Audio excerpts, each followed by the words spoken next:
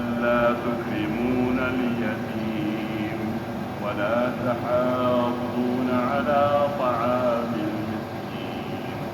وتأكلون التراث أكلا لما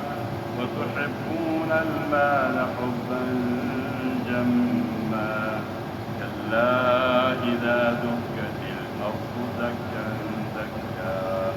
وجاء ربك والملك صفا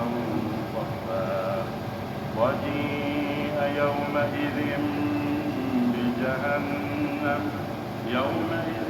يتذكر الإنسان وأنى له الذكرى يقول يا ليتني قدمت لحياتي فيومئذ لا يعذب عذابه أحد ولا يوثق وثاقه أحد يا أيتها النفس المطمئنة ارجعي إلى ربك راضية